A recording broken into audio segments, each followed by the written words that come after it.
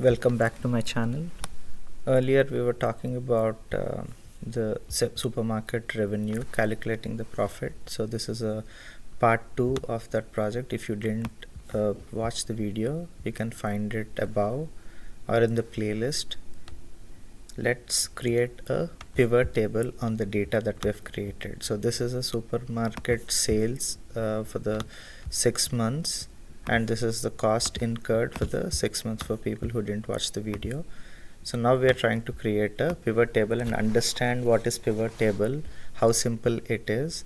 And these columns are revenue, which is the total sales for 6 months, together is the revenue, sum of all the sales for 6 months, and cost is sum of the entire cost for 6 months, and profit is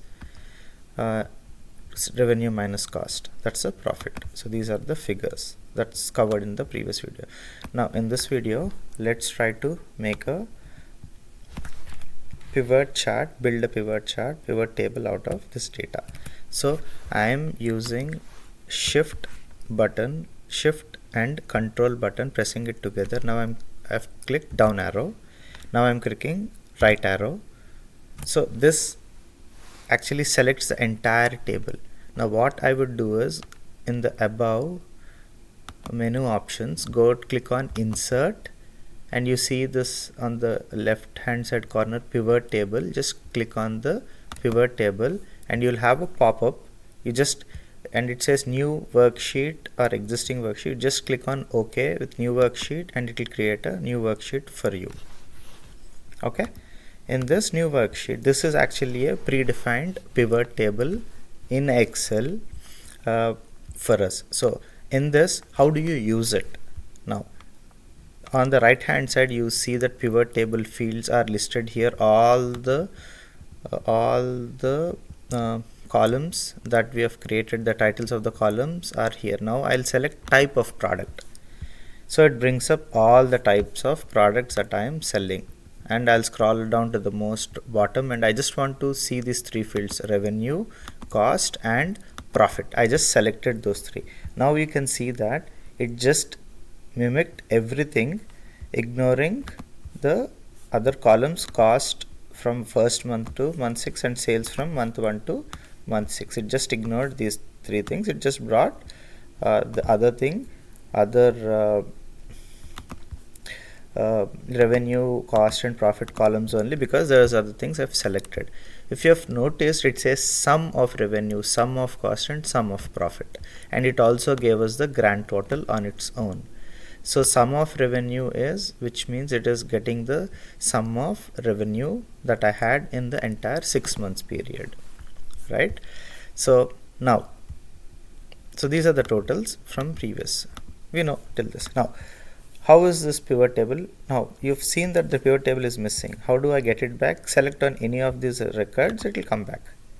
So how do I use it? What is the meaning of it? Pivot table essentially is, now you've selected the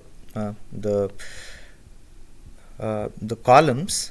Now you need, and there is something called filter. There is columns, there is rows, and there is values. In the filters there's nothing. In columns it says values, and in rows it says type of product, and in values it just puts cost, sum of cost, profit, and sum of revenue. Now what does that mean?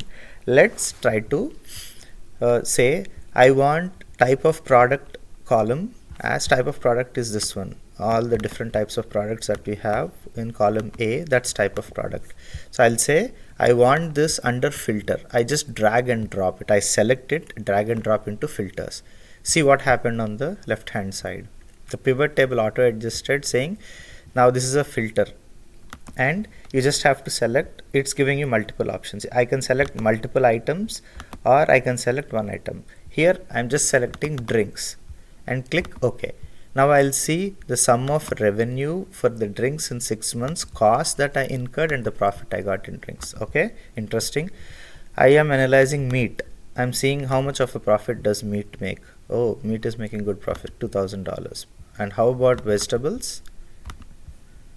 It's pretty less, $612.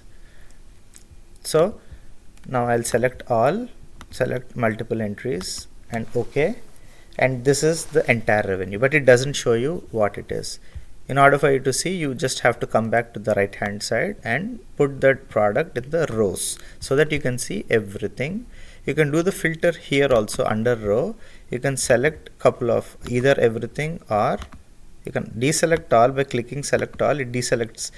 Clicking couple of the drinks, fruits, check boxes and click OK. It will show you just that totals and profit and that sum only, not everything. Now let's reset it to select all and click OK. Now let's learn something else here. Now what is column values? The sum of the values that you're seeing here. So this column values are actually used by the sum is actually used in columns right now. If I pull that and put it under rows, now it should show me the sum for every product. I leave once I drop it, I leave it. It's dropped. Now look at it. Now you see for drink, sum of revenue, it's categorizing based on drinks, flowers, fruits, meat and everything, separately, individually. Okay, now put the value back here, it goes back to normal. Okay, what happens if I say type of product instead of row? I would say type of product is column. Does it accept it? Yes, it does. How does it show it? Instead of the smaller table, now I am seeing a bigger table. It says sum of revenue for drinks, flowers, fruits and some, which means this is revenue showcasing just for all the goods, and then sum of cost for all the 6 categories, and then sum of profit for all the 6 categories. So it is getting too complicated. So the type of product, if it comes under row, that's much easier for our classification. And what is sum of revenue, cost and profit in sitting under values? So these are the actual sums of columns that we used. Okay, that's if we take it out into rows, it would show per row what is the revenue that we are incurring. For drinks, cost profit is sum, but revenue is here, coming here. So this is how you can play around with the pivot table. You can as well create pie charts out of it. I would do the pie charts in the next video. Please consider liking and subscribe if you like the content. Thank you.